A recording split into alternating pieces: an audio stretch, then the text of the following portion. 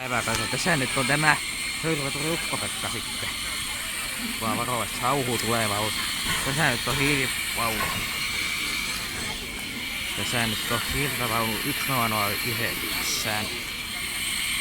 Tässä näkyy vähän huonosti, kun on sauhuu tuossa niin paljon. Näkyy tämä nyt pahoittelee sauhuutun niin paljon. Tässä on vähän ihmisiä niin paljon, että vähän ei rajoittaa kuvausta. Korjaus. Pieksämäki 93. Lokoma valmistama tässä on. Tässä on tavaravaunu. HVM GPL 48114-3. Tuolla on tukke vähän takana, se tavareilla tänään lähtis, mutta nyt en tiedä vähän, kun sitä nyt tänään mennä kuvaamaan, se on siihen aikaan. Tässä näkyy kaikki jarrut ja niin edespäin. 1009. Tästä on maininta yhdessä kirjassa. Lokoma valmistava, tässä se näkyy, tuossa on noita tiedot. Siinä näkyy ohjaamo hyvä. Vaikka tää lähtisikin tästä vähän ajan päästä, niin kuvaa niin aika se. Siellä näkyy hiililapio.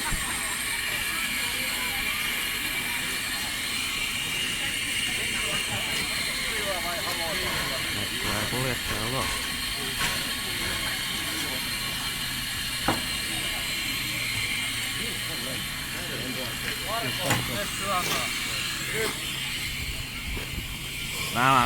Mä kuvaan tää vielä. Mä ajattelin, että jos tää vaikka lähtee jossain vaiheessa, niin sekin olisi. Tuossa näkyy, että korjaus Pieksämäellä. Tuossa on lyhe. Tuossa on korjaus Pieksämäellä. Ja kato, siinä on puuta tuossa tavaravaunussa. Koko sä olet ilmannut katsoa. Niin, ja sit mä kuvaan vähän, kato, tässä nyt on tavaravaunussa. Ensin sitä klapea kuskata ja näin. Ja tuo nyt vähän maatella ihmisiä vaikka kuinka paljon. Ja tuo noin vaunut on perällä. Ja tässä nyt on, siinä on koivun klapea koivua vaikka kuinka paljon.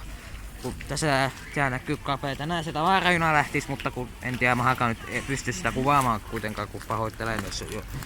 Mutta tässä nyt on näitä koivun klapea ja sitten tuolla on 3 vaunua, jotka on alun perin on Helsingin paikallisliikenteessä ja on idänpikailuna tehty. Sitten on 2 virkatarvevaunua ja postivaunu. Näin. No, tässä on vähän liukasta, täytyy varoa.